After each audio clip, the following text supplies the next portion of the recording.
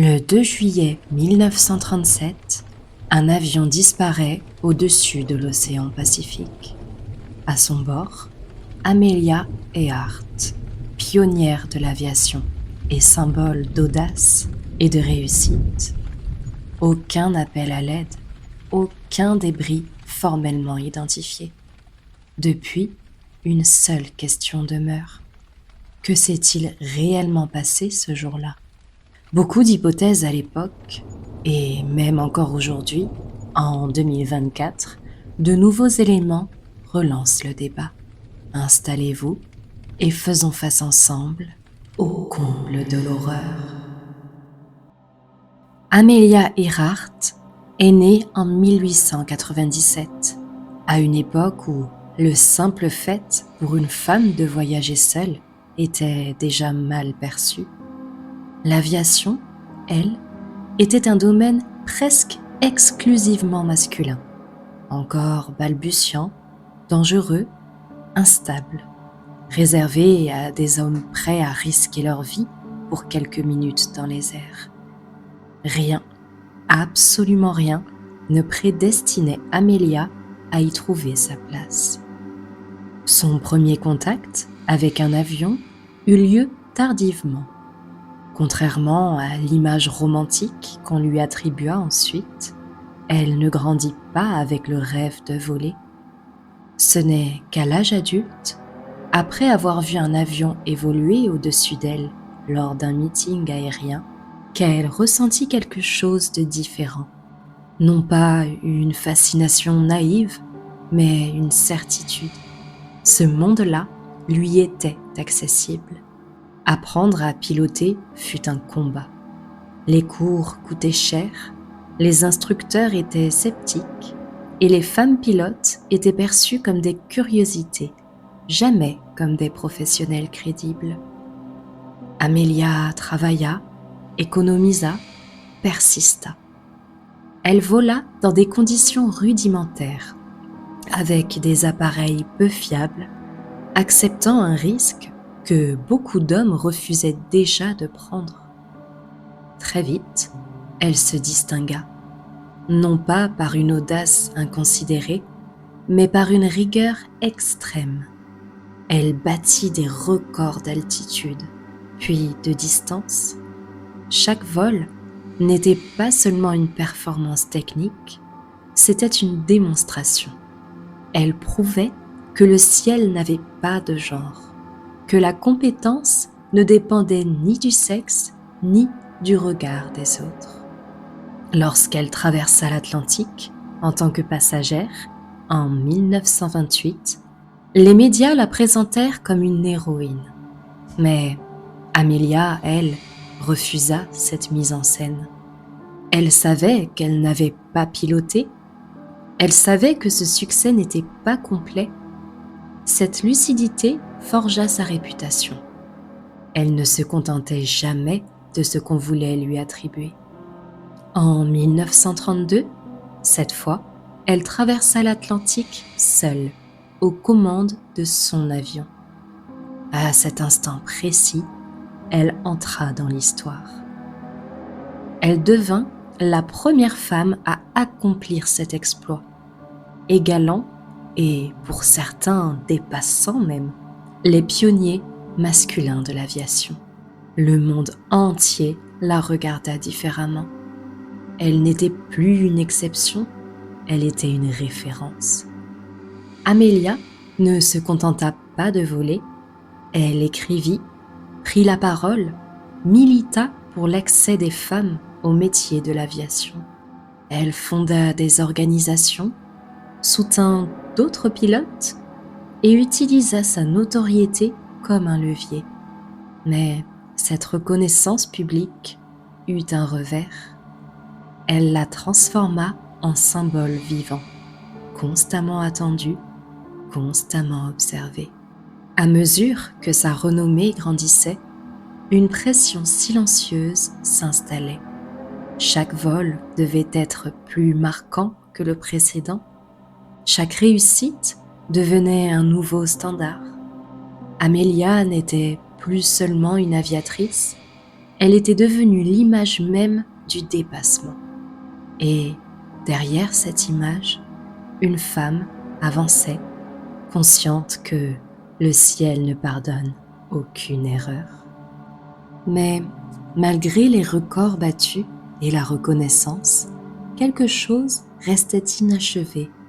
Pour Amelia, ses succès n'étaient pas un aboutissement, mais des étapes. L'idée du tour du monde ne germa pas d'un coup dans son esprit. Elle s'imposa lentement, presque logiquement. À cette époque, plusieurs hommes avaient déjà tenté l'exercice. Certains avaient échoué, d'autres avaient contourné certaines difficultés. Mais aucun vol n'avait encore véritablement repoussé les limites dans les conditions qu'Amelia envisageait. Elle ne voulait pas seulement faire le tour du globe, elle voulait le faire en suivant une trajectoire exigeante, proche de l'équateur, là où les conditions météorologiques étaient les plus imprévisibles. Ce projet dépassait tout ce qu'elle avait accompli jusque-là. Il impliquait des milliers de kilomètres au-dessus d'océans, de territoires mal cartographiés, de zones sans aucun soutien possible. Une panne ne signifiait pas un atterrissage forcé, elle signifiait la mer ou le néant. Amelia savait que ce vol ne pourrait pas être improvisé. Chaque détail comptait. Le choix de l'avion fut crucial. Elle opta pour un Lockheed Electra, un appareil moderne pour l'époque, puissant mais lourd, modifié pour transporter une quantité massive de carburant. À l'intérieur, l'espace était sacrifié au profit des réservoirs. Le cockpit devenait étroit, oppressant. Le confort n'existait pas. Tout était pensé uniquement pour tenir dans la durée. À ses côtés, pour son voyage, elle choisit Fred Noonan comme navigateur. Un homme expérimenté, spécialiste de la navigation maritime et aérienne, habitué aux longues distances au-dessus de l'océan. Leur relation était professionnelle, fondée sur la confiance, mais aussi sur la conscience partagée du danger. Sans repères visuels, sans balises fiables, leur survie dépendrait de calculs précis, certaines fois d'estimations et parfois de simples suppositions. Les préparatifs pour ce long voyage s'étalèrent sur des mois. Cartes, routes, escales, autorisations diplomatiques, études météorologiques. Le monde n'était pas encore quadrillé comme aujourd'hui.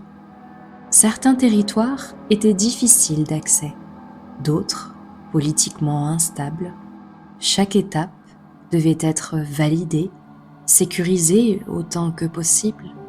Mais Amelia savait qu'il resterait toujours une part d'inconnu. Malgré les avertissements, malgré les critiques, elle persista. Beaucoup estimaient qu'elle avait déjà prouvé ce qu'elle avait à prouver. D'autres jugeaient le projet trop risqué, inutilement dangereux. Mais pour Amelia, reculer aurait signifié accepter une limite qu'elle refusait d'admettre. Plus le départ approchait, plus la pression augmentait. Elle ne portait plus seulement son propre destin, elle portait l'image d'une femme qui avait ouvert le ciel à d'autres. L'échec n'aurait pas été perçu comme individuel, il aurait été symbolique. Lorsqu'elle monta dans l'avion pour les premiers vols de préparation, l'appareil vibrait sous le poids du carburant.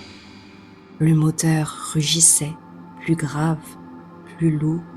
Amelia le ressentit immédiatement. Ce n'était plus un simple avion, c'était une machine chargée d'un pari immense. Un pari dont elle connaissait parfaitement le prix. Le premier départ eut lieu en mars 1937. Amelia Earhart, accompagnée de Fred Noonan, son navigateur, choisirent une trajectoire vers l'ouest. Une option ambitieuse, mais logique à ce stade du projet. L'avion quitta la piste lourdement chargé, son fuselage vibrant sous la masse du carburant. Dès les premiers kilomètres, il était clair que ce voyage ne ressemblerait à aucun autre. Les premières étapes se déroulèrent sans incident majeur. Les escales s'enchaînaient, les contrôles techniques aussi. Chaque atterrissage confirmait à quel point l'avion était poussé à ses limites. Les mécaniciens inspectaient les moteurs avec minutie, conscients qu'une faiblesse ignorée pourrait devenir fatale plus loin. Puis vint Hawaï. Le 20 mars 1937, sur la base aérienne de Lukfield, Amelia se prépara pour l'un des segments les plus longs et les plus délicats du parcours. Le décollage devait être parfaitement exécuté. L'avion était rempli à ras-bord, trop lourd, trop instable. Tout reposait sur quelques secondes critiques. Au moment de l'accélération sur la piste, quelque chose se produisit. L'avion devint difficile à contrôler.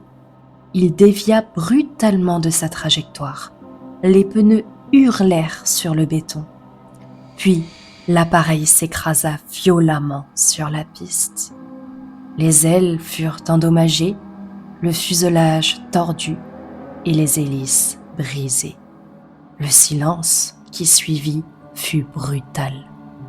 Amelia et Fred s'en sortent sans blessure grave, mais l'avion, lui, était hors d'état de voler. Le rêve du tour du monde venait de se fracasser au sol, sous les yeux de témoins impuissants. Pour beaucoup, cet accident aurait dû marquer la fin de l'aventure. Les journaux s'emparèrent immédiatement de l'événement. Les titres parlaient d'imprudence, d'excès de confiance, de limites atteintes. Certains affirmaient qu'Amelia avait été trop loin. D'autres estimaient que le projet était désormais trop dangereux pour être poursuivi. Mais Amelia ne réagit pas comme on l'attendait. Loin de se laisser abattre, elle analysa. Chaque détail fut disséqué. Le poids de l'avion, les conditions du décollage, les décisions prises. L'échec n'était pas nié, mais il n'était pas non plus accepté comme une fin. Pour elle, cet accident n'était qu'un avertissement. L'avion fut alors renvoyé en Californie pour être réparé. Les délais s'allongèrent, les coûts explosèrent et le projet dut être entièrement réorganisé. Et surtout, une décision majeure fut prise. Le tour du monde ne se ferait plus vers l'ouest, il se ferait vers l'est. Un choix stratégique, mais aussi symbolique. Recommencer signifiait affronter une seconde fois les mêmes dangers, avec en plus le poids d'un premier échec public. Amelia le savait, elle savait aussi que cette fois, il n'y aurait peut-être pas de seconde chance. Lorsqu'elle se remit à préparer le vol, l'enthousiasme naïf des débuts avait disparu. À sa place, il y avait une détermination plus froide, plus silencieuse. Chaque étape serait désormais franchie avec la conscience permanente de ce qui pouvait mal tourner. Le monde s'attendait à ce qu'elle abandonne. Amelia, elle, se préparait à repartir. Le 1er juillet 1937, Amelia repartit. Cette fois, la trajectoire était claire, un tour du monde vers l'est, étape après étape, sans précipitation apparente. L'avion avait été réparé, renforcé, révisé dans ses moindres détails. Chaque pièce avait été contrôlée, chaque instrument testé. Rien ne devait être laissé au hasard. À ses côtés se trouvait toujours Fred Noonan. Son rôle était crucial. À cette époque, la navigation aérienne reposait encore sur des calculs manuels, des étoiles, des cartes, des repères invisibles. Une erreur minime pouvait suffire à perdre un avion dans l'immensité du ciel. Le décollage eut lieu dans une atmosphère lourde, presque silencieuse. Il n'y avait plus l'euphorie des premières tentatives, seulement la concentration. Amelia monta à bord, sans discours inutile. Elle savait ce qui l'attendait. Les premières semaines se déroulèrent sans incident majeur. De continent en continent, l'avion avançait. L'Afrique, le Moyen-Orient, l'Asie. À chaque escale, la fatigue s'accumulait.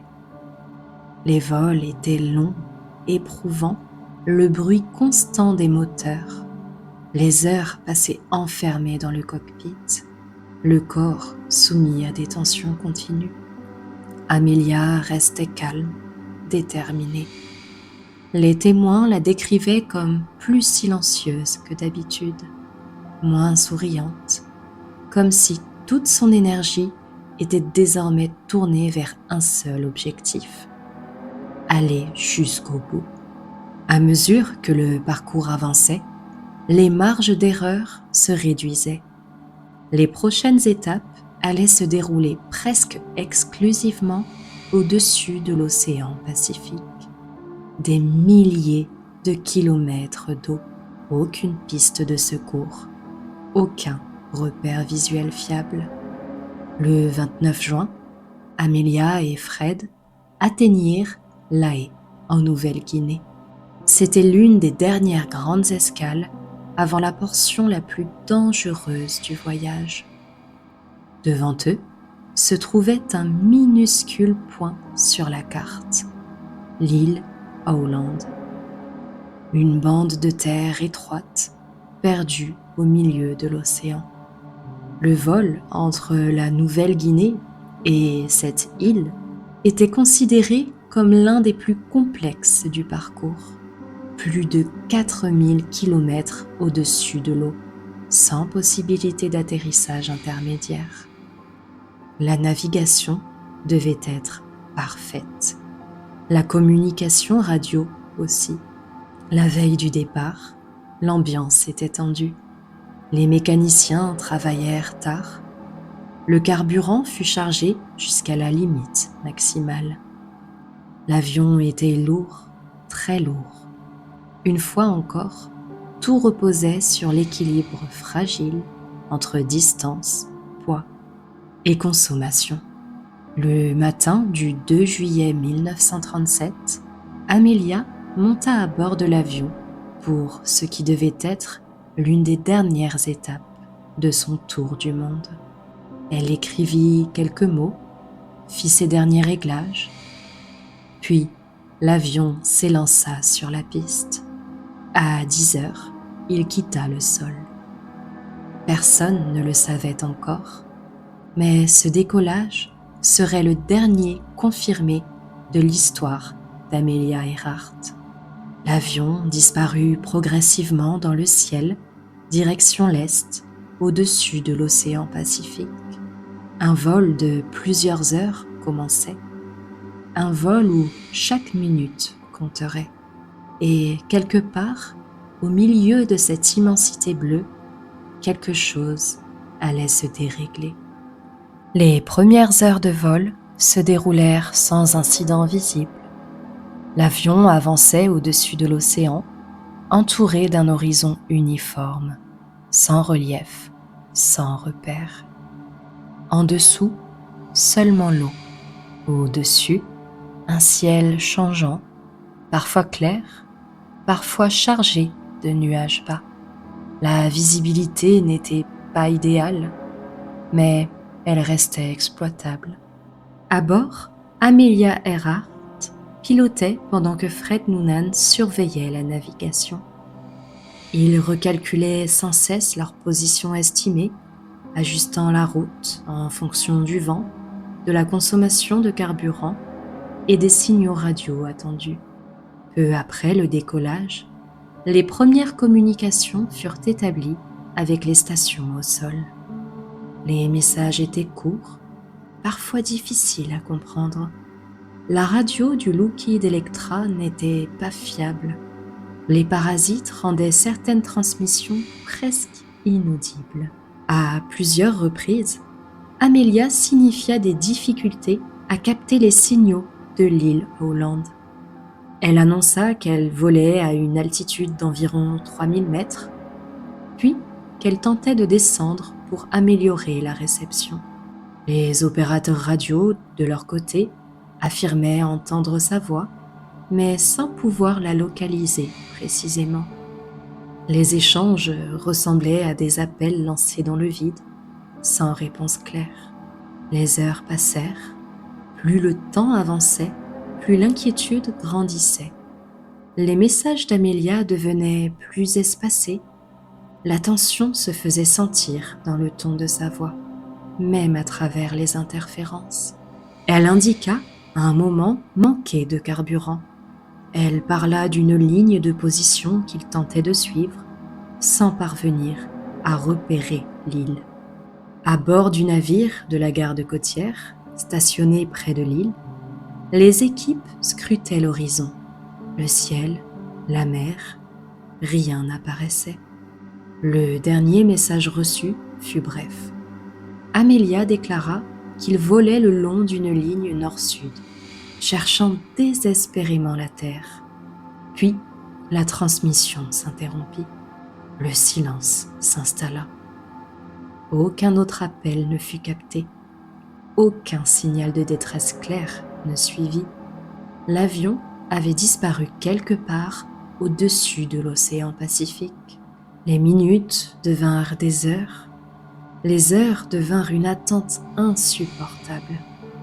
Les opérateurs radio continuaient d'écouter, espérant un nouveau message, un simple bruit, n'importe quoi. Mais rien ne vint. À partir de cet instant précis, Amelia Earhart et Fred Noonan n'existaient plus que comme des voix perdues dans les ondes, suspendues dans un espace que personne ne pouvait atteindre.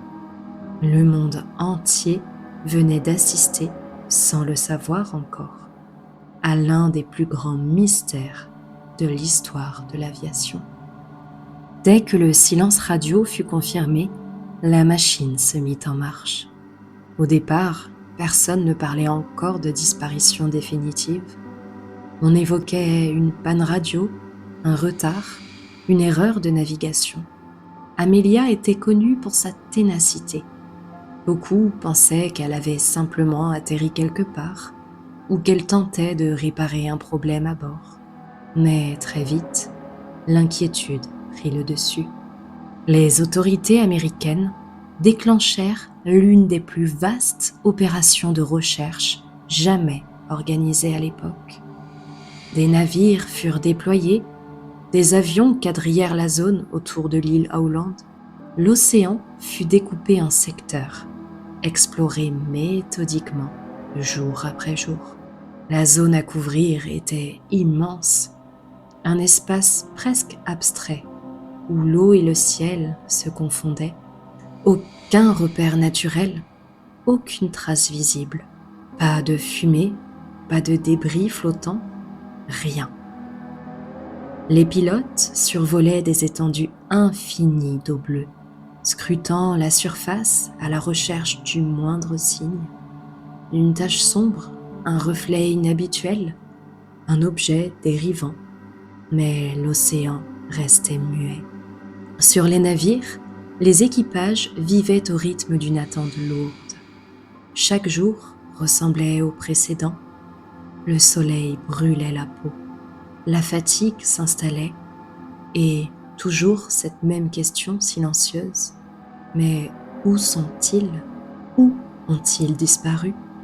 Pendant ce temps, des opérateurs radio civils affirmèrent capter de possibles signaux. Des voix faibles, des messages confus, parfois attribuées à Amelia. Certains racontaient avoir entendu des appels à l'aide, d'autres parlaient de coordonnées approximatives. Ces témoignages déclenchèrent de nouveaux espoirs, puis de nouvelles désillusions. Aucun signal ne put être confirmé, rien ne permettait de localiser précisément l'avion. Les jours passèrent, les recherches s'étendirent encore, puis commencèrent à ralentir. Chaque heure supplémentaire diminuait les chances de survie. Le carburant de l'avion ne pouvait pas durer indéfiniment, les réserves d'eau non plus. Les responsables durent se rendre à l'évidence. Malgré l'ampleur des moyens engagés, malgré la mobilisation internationale, ils cherchaient peut-être déjà trop tard. Après plus de 2 semaines d'efforts intensifs, la décision tomba. Les recherches furent officiellement arrêtées. Aucune trace de l'avion, aucun corps, aucun débris identifié avec certitude. Amelia Earhart et Fred Noonan furent déclarés disparus en mer. Mais cette absence totale de preuves posa un problème plus troublant encore. Un avion de cette taille ne disparaît pas sans laisser de traces. Pas complètement, pas dans un monde déjà capable de cartographier les océans et de suivre les routes aériennes. Ce vide, ce silence absolu, ouvrit la porte à toutes les hypothèses. Car si Amelia n'avait pas sombré dans l'océan, alors où était-elle allée? Et surtout, qu'était-il réellement arrivé lors de ces dernières heures au-dessus du Pacifique? L'absence de certitude laissèrent un vide que le temps ne combla jamais. Très vite, une idée s'imposa. Si Amelia n'avait pas été retrouvée, ce n'était peut-être pas parce qu'elle avait disparu, mais parce que personne ne cherchait au bon endroit. La première hypothèse évoquée fut la plus simple, mais aussi la plus brutale. Amelia et Fred auraient manqué l'île Howland, volant trop longtemps dans le brouillard et l'incertitude, jusqu'à épuiser leur carburant. L'avion aurait alors plongé dans l'océan, avalé par des profondeurs immenses, là où rien ne remonte jamais. Cette théorie expliquait le silence, elle expliquait l'absence de traces, mais elle laissait un malaise. Même après un crash en mer, des débris auraient dû apparaître. Une nappe de carburant, un morceau de fuselage, quelque chose. Mais rien ne fut jamais retrouvé. Une autre piste, plus dérangeante, commença alors à circuler. Et si Amelia avait réussi à se poser ailleurs? Certaines voix affirmèrent que l'avion aurait pu atteindre une île inhabitée, bien plus au sud. Une terre isolée, plate, entourée de récifs tranchants. Un endroit où un avion pouvait se poser, mais difficilement redécoller. Des témoignages apparurent, parfois des années plus tard. D'ailleurs, une île en particulier attira l'attention. En 1940, sur l'île isolée de Nikumaroro, un administrateur colonial britannique découvrit des ossements humains partiels. À l'époque, ces ossements furent examinés avec les moyens limités des années 40. Ils furent attribués à un homme inconnu. Puis, les ossements disparurent des archives officielles. L'affaire fut classée sans suite et tomba dans l'oubli. Ce n'est que 40 ans plus tard, à partir des années 1980, que cette découverte refit surface. En replongeant dans les rapports d'époque, des chercheurs lancèrent de nouvelles expéditions sur l'île. Sur place, ils mirent au jour des traces de campement, des objets et plusieurs fragments métalliques compatibles avec un avion des années 30. Ces éléments suggéraient qu'une personne aurait pu atteindre la terre ferme, survivre un temps, avant de disparaître dans l'isolement total. D'ailleurs, malgré que les restes humains aient disparu, des chercheurs ont retrouvé les mesures exactes notées à l'époque. En les réanalysant avec des méthodes modernes, les proportions correspondent finalement davantage à une femme qu'à un homme, et plus précisément à une femme grande, mince, avec des proportions compatibles avec Amelia.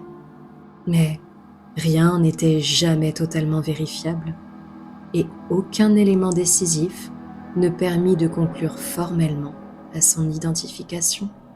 Plus de corps et pas de preuves définitives, seulement une accumulation d'indices suffisamment troublants pour maintenir l'hypothèse qu'Amelia et son navigateur aient survécu au crash avant que le silence ne les engloutisse. D'autres hypothèses allèrent encore plus loin. Certains suggérèrent qu'Amelia aurait été capturée, que son avion aurait atterri sur un territoire sous contrôle japonais, que son vol aurait été perçu comme une mission d'espionnage. À l'époque, les tensions internationales étaient fortes et le Pacifique était une zone stratégique. Dans cette version, Amelia n'aurait jamais péri en mer. Elle aurait été détenue, interrogée, puis réduite au silence. Aucune preuve formelle ne confirma non plus cette théorie, mais aucune ne la détruisit complètement non plus. Et puis, il y eut les hypothèses plus troubles encore, celle où Amelia n'était plus seulement une aviatrice disparue, mais une femme qui aurait choisi de disparaître, changer d'identité, effacer son passé et commencer une autre vie. Ces récits fascinaient autant qu'ils divisaient. Ils transformaient une disparition en légende. Et il n'y a pas si longtemps, une hypothèse plus récente est venue relancer l'intérêt autour de la disparition d'Amelia. Grâce aux technologies modernes d'exploration sous-marine, certaines zones du Pacifique ont été à nouveau analysées. Et en 2024, une image sonar captée à plusieurs milliers de mètres de profondeur, non loin de l'île Howland, où devait normalement atterrir Amelia, a montré une forme évoquant celle d'un avion ancien. Certains y voient le Lockheed Electra d'Amelia reposant sur le fond océanique depuis près d'un siècle. Mais, pareil, aucune confirmation formelle n'a suivi. L'objet n'a pas été identifié, ni même remonté, et les spécialistes rappellent que les reliefs naturels ou les épaves anciennes peuvent tromper les images sonars. À ce jour, cette piste reste une hypothèse de plus, troublante, mais non concluante. Mais au milieu de toutes ces pistes, une chose demeurait certaine. Amelia avait disparu sans laisser la moindre trace. Pas de fin claire, pas de conclusion. Seulement un ciel vide, un océan silencieux et une dernière transmission radio suspendue dans le temps. Et c'est peut-être cette absence de réponse qui rend son histoire encore plus puissante, parce que tant que personne ne saura ce qui s'est réellement passé là-haut, Amelia Earhart continuera de voler quelque part entre le mythe et la réalité. Merci d'avoir regardé cette vidéo. Si vous aimez ce genre d'histoire, n'hésitez pas à vous abonner, à liker et à partager. Et vous pouvez aussi booster la vidéo pour soutenir la chaîne. Merci à vous et à bientôt.